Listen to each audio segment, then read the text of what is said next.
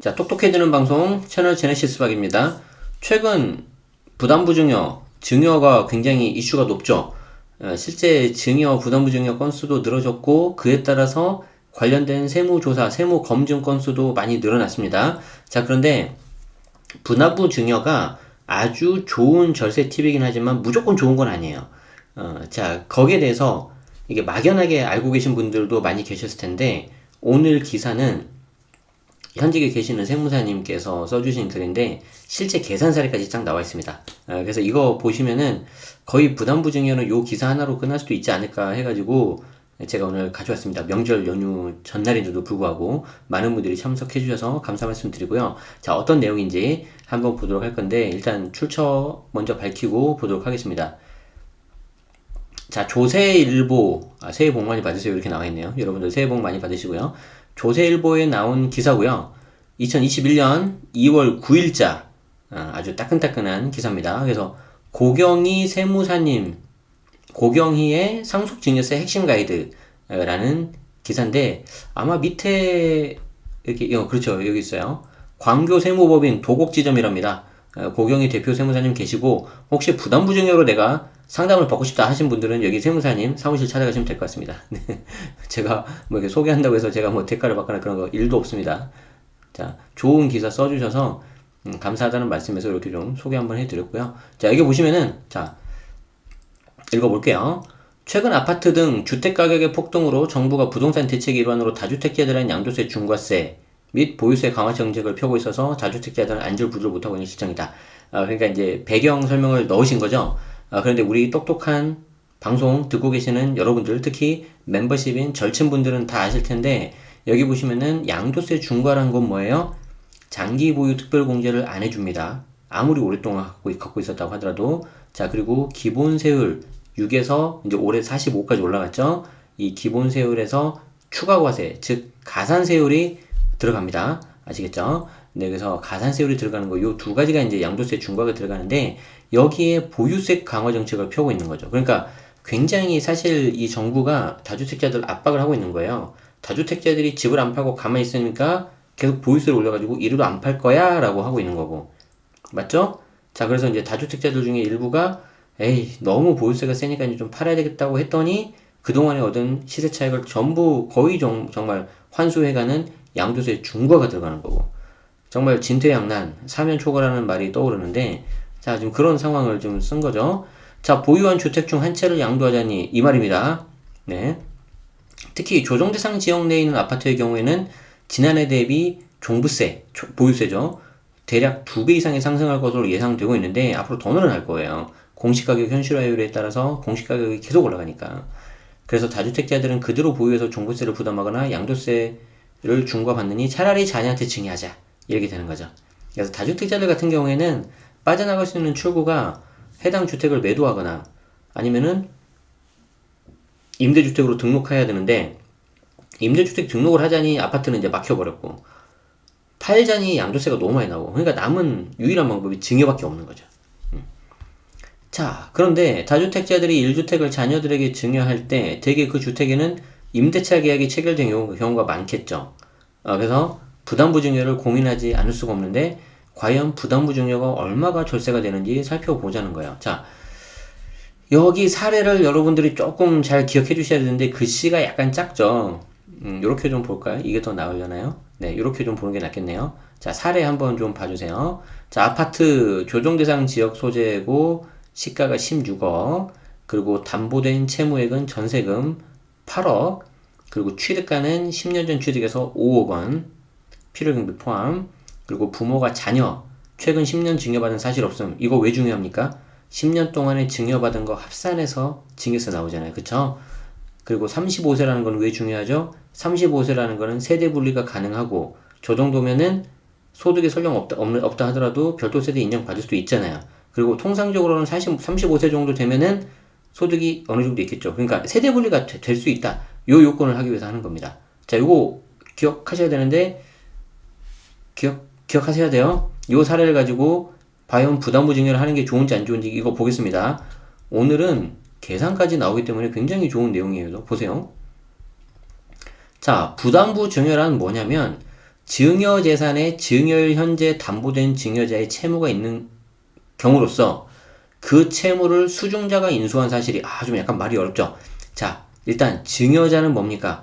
증여를 하는 사람. 그리고 수중자는 뭡니까? 증여를 받은 사람. 그러니까 보통 부모가 자식한테 증여하잖아요. 그럼 부모가 증여자, 그걸 받는 자녀가 수중자. 이해되시죠? 자, 다시 보면은 증여일 현재 담보된 증여자의 채무가 있는 경우로서 그 채무를 수중자가 인수한 사실이 채무 입증 서류, 채무 부담 계약서, 채권자 확인서, 담보 설정, 수중자의 자금 출처가 확인되는 자금으로 원리금을 상환하는 등에 의하여 객관적으로 입증되는 경우에 한해서 증여재산의 가액에서 그 채무를 차감해서 증여세 과세가액을 계산하는 걸 말한다.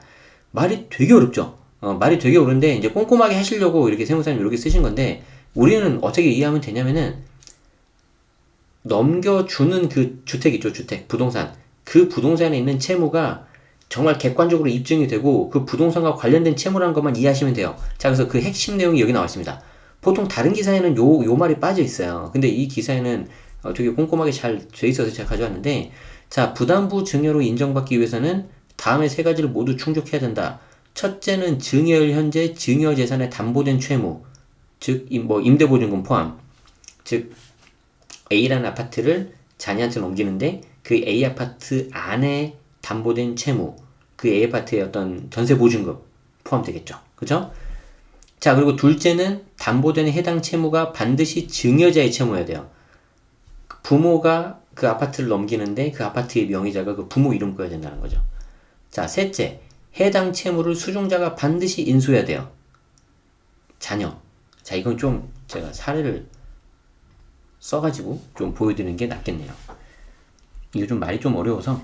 자, 보시면은 부모가 자녀한테 이렇게 증여하는 거 아니겠습니까? 보통 이렇게. 그러면 증여하는 사람이기 때문에 여기는 이제 증여자라고 하고요. 이 자녀는 수중자라고 합니다. 자, 이때 아파트가 이렇게 있는데 이때 아파트에 보증금이 3억 있다고 합시다. 그러면 이 3억이라는 보증금은 이 아파트의 3억인 된 것이고 이 아파트의 소유자는 해당 부모가 되는 것이고 그리고 이 3억에 대한 아파트를 자녀한테 증여할 때 이 자녀가 3억이라는 채무를 인수를 해야 되겠죠. 그래서 이 자녀가 3억에 대해서 채무를 갚아야 되는 거죠. 이해되시죠? 그렇게 해야지 부담부 증여가 되는 거지. 만약에 여기 있는 3억을 부모가 대신 갚아준다. 그러면 이제 편법 증여로 이번에 잡혔잖아요. 1800 몇 건인가. 그쵸? 우리 지난번에 계속 몇 번 말씀드렸잖아요. 자, 이런 것까지 좀 꼼꼼하게 보신 상태에서 이 사례를 보시기를 추천드리겠습니다. 자, 이 내용이 이해가 되셨다면 이 말이 이해가 되는 거죠. 자, 그러므로 소득이 없는 미성년자 아니면 소득이 없는 별다른 소득이 없는 전업주부 등에게 부담부 증여하는 경우로서 증여일 이후에도 사실상 해당 채무에 대한 원리금을 증여자, 내가 받는 수중자가 아니라 증여자가 대신 변제하면은 부담부 증여로 인정 안 된다. 이게 이번에 걸린 거잖아요. 맞죠? 자, 그림을 다시 볼까요? 그림을 다시 보면은 이때 인수받은 채무를 이 자녀가 갚아야 되는데 부모가 대신 갚아주고 있다. 그러면은 어떻게 된다? 이때는 부담부 증여 인정 안 된다는 거죠. 이제 이해되시죠? 이렇게 꼼꼼하게 좀 보셔야 되겠습니다.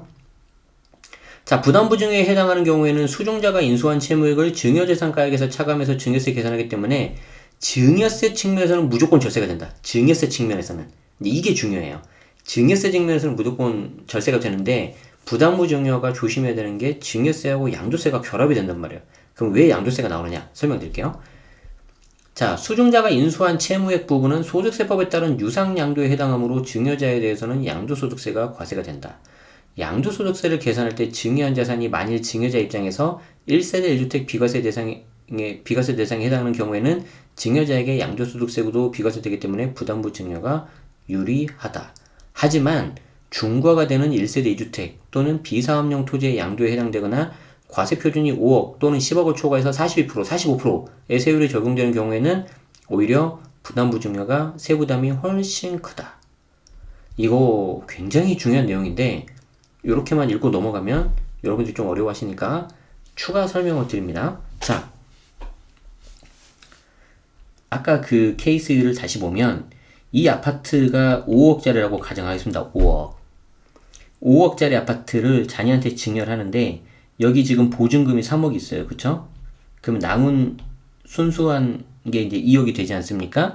자, 그러면은 요 2억하고 3억하고 이 두 개를 구분하셔야 되는데 일단 이 2억은 어떻게 되는 거죠?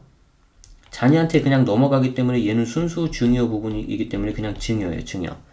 증여의 가장 중요한 건 뭐예요? 무상이잖아. 무상. 대가가 없어요. 대가가 없어. 대가가 없어요. 자, 그런데 여기 보증금 3억은 조금 약간 다른 놈이에요. 요 보증금 3억은 자녀한테 넘어갈 때 실제적으로는 아까 자녀가 어떻게 된다 그랬어요? 자녀가 부담을 한다고 했죠. 그러면 부모 입장에서는 어떻게 되는 거예요? 이 채무가 사라지는 거죠. 사라지는 거기 때문에 여기에 대해서는 대가성이 있다고 봐요. 세법에서는. 자, 그리고 넘어가는 물건이 아파트잖아요. 자, 대가성이 있고 넘어가는 물건이 부동산 등 양도소득세 자산이기 때문에 이 두 가지가 결합되면 양도세가 나오는 거예요. 좀 어렵죠? 좀 어려우시면은 이 부담부 증여에 끼어있는 여기 파란색 채무 부분에 대해서는 양도세가 나오는구나. 그리고 빨간색 순수하게 남은 이거에 대해서는 증여세가 나오니까 이 둘을 합쳐서 부담부 증여가 되는구나. 이렇게 따라오셔야 되고요. 여기서 조금 더 생각을 하셔서 그러면 이 양도세가 부모가 만약에 1세대 1주택 비과세인 경우면 이 양도세는 이 증여자 넘기는 사람 이 사람이 내는 거잖아요. 비과세가 돼버리니까 양도세까지 없어서 증여세 이것만 내면 되겠구나. 엄청 세이브 좋겠구나. 하지만 제가 방송에서 늘 말씀드린 것처럼 모든 일에는 빛과 그림자가 있다 그랬잖아요. 좋은 게 있으면 안 좋은 것도 있어요. 만약에 이 부모가 다주택자고 이게 조정대상 지역이라면은 이때는 양도세가 비과세는커녕 양도세 중과가 똑같이 들어가요. 2주택 중과, 3주택 중과. 그러면은 기본적인 양도세 일반 과세보다 훨씬 커져서 부담부 증여가 엄청나게 세부담이 커지는 그런 효과가 나옵니다. 아시겠죠? 자, 그래서 거기에 대해서 계산을 이분이 다 하신 거예요, 지금. 자, 상기 사례의 경우 다음과 같이 부담부 증여를 하지 않는 경우와 부담부 증여를 하는 경우의 증여세 차이가 무려 2억 8,600만 원이 나온다. 그래서 증여세 측면에서는 부담부 증여가 훨씬 절세가 됨을 알 수 있다. 자, 보세요. 상기 사례는 뭡니까? 아마 기억 안 나시겠지만 여기 요거 아파트 16억 여기 담보된 채무액 8억 취득가 5억. 자, 요건 제가 좀 적어 드릴게요. 좀 적어서 봅시다. 이걸 적어서 여러분들이 보셔야지 나중에 훨씬 편할 것 같아요. 자, 사례를 좀 볼게요. 자, 사례. 자, 아파트가 이렇게 있습니다. 이 아파트는 시가가 16억 원입니다. 그리고 여기에 보증금이 8억 있습니다. 그럼 나머지 여기도 8억이겠죠? 자, 그리고 이 아파트에 중요한 게 있는데 취득가가 나와줘야 돼요. 이게 5억 그리고 10년 보유한 거예요. 아시겠죠? 자, 일단 요거를 머릿속에 넣어두시고 사례를 다시 보면은 이 세무사님이 계산한 결과가 뭐냐면은 전액 무상증여했다. 전액 무상증여하면 아까 16억짜리 였잖아요. 16억짜리니까 여기에 대해서 이제 과표가 어떻게 나오냐면은 성인 자녀 35세고 10년 동안 증여한 거 없으니까 5천만 원 공제액 빠지면은 15억 5천에 대해서 증여세가 나와요. 그 증여세 계산해 보면은 4억 4,620만 원 나옵니다. 자, 그런데 부담부 증여를 하면은 증여세는 16억에서 채무 8억 원을 뺀 8억이 나오고 그러면은 여기 증여세 과표가 7억 5천 나오거든요. 과표가 7억 5천 나오고 증여세 자진납부세액이 1억 6천이 나오는 거죠. 이제 양도세가 없다고 생각하면 이게 이제 비과세라고 하면 자, 그런데 여기서 중요한 게 부담부 증여물에 대한 양도세 부담이 다음과 같다는 거예요. 자, 다시 정리를 하면은 전체 통으로 증여하면 4억 4천이 나온다. 그런데 부담부 증여라면 1억 6천으로 내려간다. 자, 그렇다고 요거만 하고 끝나는 게 아니라 양도세 부분이 나오기 때문에 이 양도세 부분이 얼마나 나오냐에 따라서 내가 유리할 수도 있고 불리할 수도 있다는 거예요. 아시겠죠? 자, 봅시다. 만약에 이게 1세대 3주택자에 해당하는 경우에는 상기 증여세와 양도소득세를 합한 가액이 단순 증여보다 훨씬 많게 된다. 자, 왜 그런지 볼게요. 자, 만약에 이게 1세대 2주택이다. 그러면 이때 양도세가 얼마가 나오냐면은, 자, 양도차액은 8억에서 2억 5천을 뺀 5억 5천이 나왔는데, 이제 요걸 보시면은 여러분들이 어려울 거예요. 도대체 저 2억 5천이 왜 나왔지? 자, 오늘 계산한다 그랬잖아요. 계산한다 그랬잖아요. 자, 그래서 여기 보시면은 이 순수 8억에 대해서는 증여세가 나오는 것이고, 이 보증금 8억에 대해서는 양도세가 나오는 건데, 자, 이때 여러분들이 아셔야 되는 게 뭐냐면, 양도세는 일단 양도가가 나오죠? 양도가는 해당 보증금 8억입니다. 그리고 취득가가 나와야 되는데, 이때 취득가를 할 때, 여기 당초 아파트에 5억 요게 들어가야 돼요. 자, 그래서 당초 5억이 들어가고, 현재 이 아파트 16억인데 보증금이 8억이잖아요. 그래서 16분의 전체 매가에서 보증금이 차지하는 비율 요걸 곱해줘요.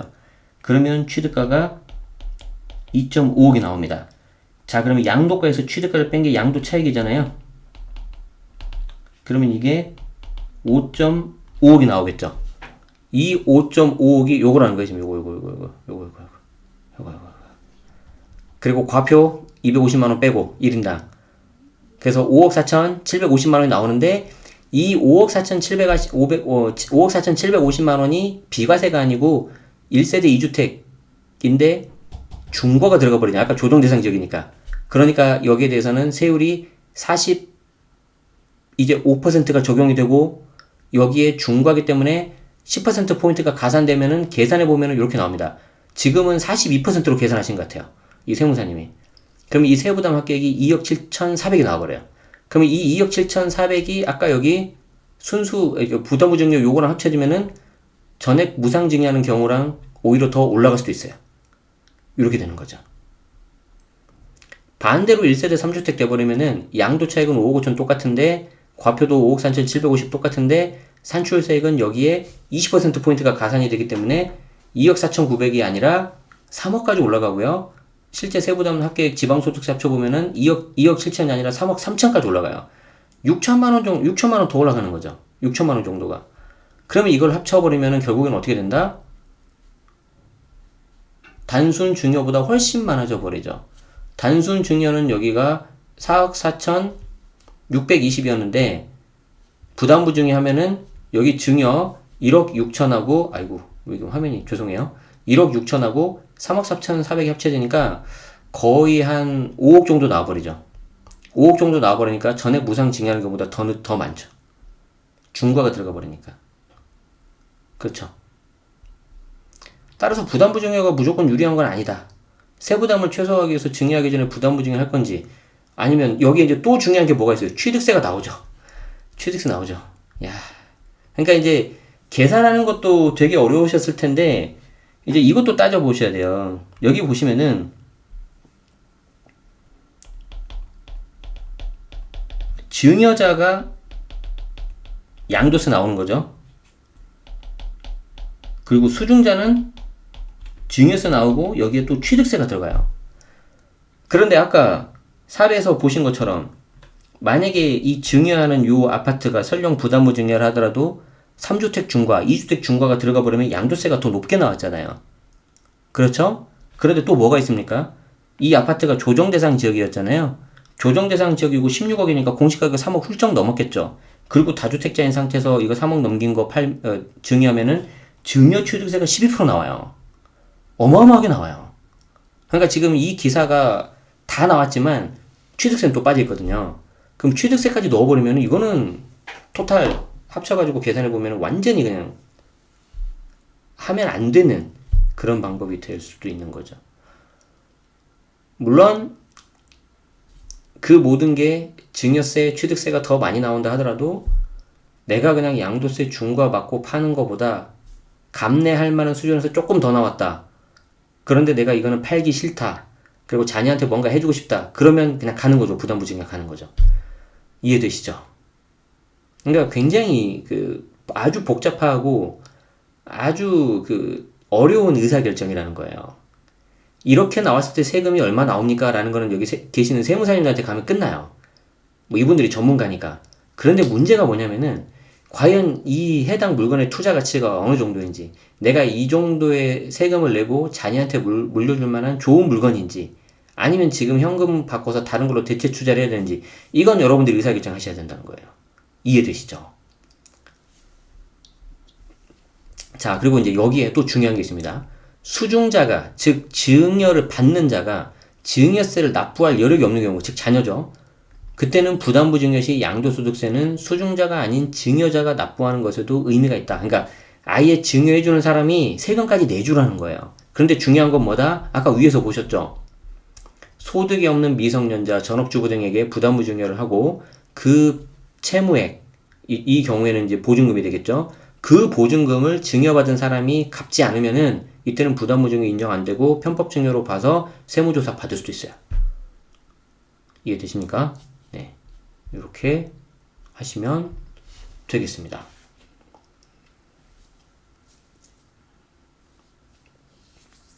자, 원래는 제가 끝나고 나서 질문을 봤는데 이제 관련된 여러 가지 케이스들이 나올 거예요. 그 중에 한두 군데가 뭐냐면은 예를 들어서 임대주택이 자동 말소된 물건을 증여하고 싶은데 이게 양도세 중과가 면제가 될 거냐.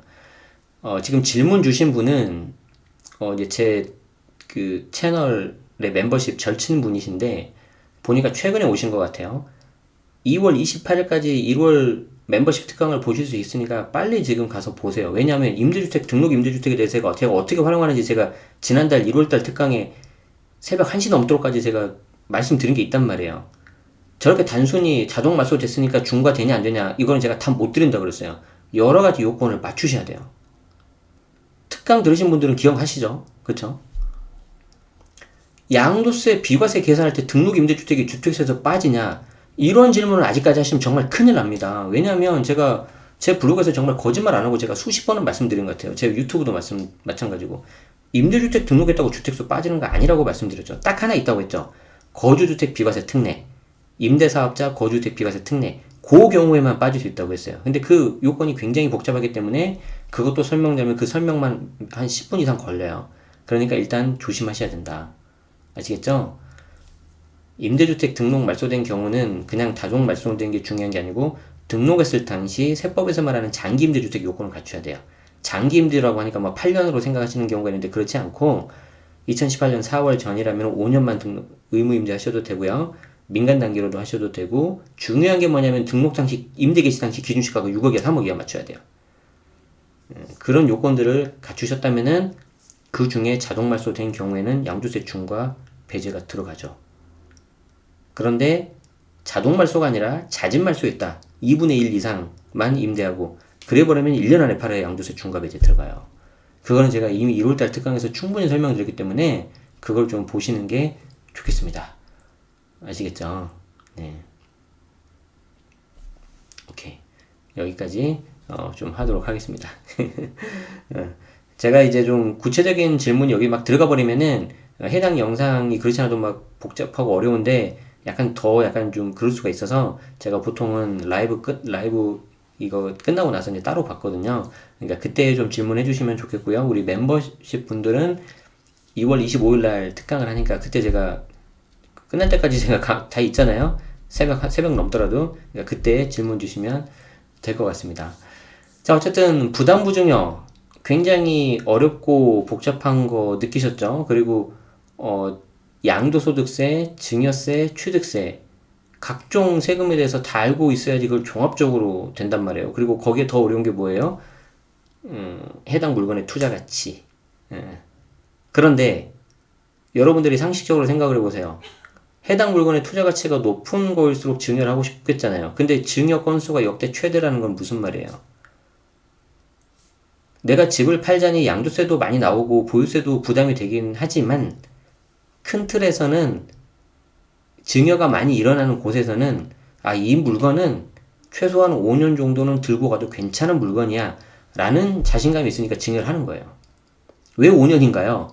증여, 특수관계자 간에 증여를 하면은 5년은 들고 가야지 나중에 증여했던 그 당시 가액으로 해주거든요. 안 그러면은 당초 취득가로 가가지고 증여한 효과가 거의 사라져버려요. 이제 이걸 좀 2월 과세라고 하는데 2월 과세는 다음에 또 한번 말씀 드려보도록 하죠. 그렇기 때문에 이것만 보더라도 향후 시장에 매물이 없겠구나, 잠기겠구나, 그리고 다주택자들 같은 경우에는 앞으로도 시장이 더 오를 거라고 생각하는구나라는 거를 아주 쉽게 알 수 있어요. 전문가가 아니라 하더라도. 이해되시죠? 그래서 그런 부분을 좀 보시고 내가 원하는 지역에 매물이 과연 나올 거냐, 소위 말하는 절세 매물이 나올 거냐, 그걸 생각하셔야 되는 거죠. 근데 제가 봤을 때는 그게 쉽지 않을 거라는 생각이 들어서 최근에 어떤 언론사 인터뷰에서도 그렇게 말씀드린 거였어요. 그러니까 조금 여러분들이 좀 시장을 바라보는 어떤 관점도 필요하지만 이런 세금적인 부분만 보더라도 매물이 잠기겠네, 이렇게 되는 거죠. 부부간 증여 왜 양도세가 안 나올까요? 똑같이 하셔야죠, 똑같이. 추가적인 질문은 이거 끝나고 받도록 하겠습니다. 네. 자, 어쨌든 오늘 이렇게 부담부증에 대해서 구체적인 계산 사례까지 이렇게 나와 있는 아주 소중한 기사가 있어서 공유 드렸고, 기사를 제공해 주신 그 세무사님께는 이 자리를 빌어서 제가 뭐 직접 뵌 건 없지만 그래도 감사한 말씀을 드리고, 조세일보 같은 경우에는 세금 관련된 전문 그 언론사예요. 제가 한 10년도 더 넘었죠. 그때 그 세무사 시험 공부할 때도 계속 봤던 기사예요. 저는 세무사는 아닙니다. 오해는 하지 마시고. 네. 그래서 아무튼 좀 내용은 어려웠지만 같이 보시면은 충분히 도움이 많이 되셨을 거라고 생각이 듭니다. 자, 아무쪼록 그래도 명절입니다. 그래서 아마 어디 이동하신 분도 계실 테고 대부분은 다 이동 못 하시고 좀 약간 답답한 마음에 계시겠지만 그래도 좀 마음만은 좀 이렇게 여유로웠었으면 좋겠고, 제가 오늘 절세 노트에도 적었지만 이제 곧 있으면 3월달 되잖아요. 벌써 3월이라는 그런 아쉬움보다는 이제 또 뭔가 또 새롭게 시작되고 좀 이제 더 좋은 일이 많이 생길 거야, 그런 좀 기대가 더 컸으면 좋겠다는 마음에서 말로 오늘 이렇게 영상 마무리 해보도록 하겠습니다. 명절 즐겁게 보내시고요. 늘 건강하시고 더 행복하시기 바라겠습니다. 저는 다음에 더 도움되는 정보로 찾아올 테니까 도움되셨다면 좋아요, 구독도 한번 부탁드리도록 하겠습니다. 아시겠죠? 네, 이거 끝나고 한 5분 정도 간단하게 막 뒤풀이 한번 하도록 하죠. 네, 그때 질문 좀 받도록 하겠습니다. 오늘 어려운 영상 끝까지 시청해주셔서 고맙습니다. 고맙습니다.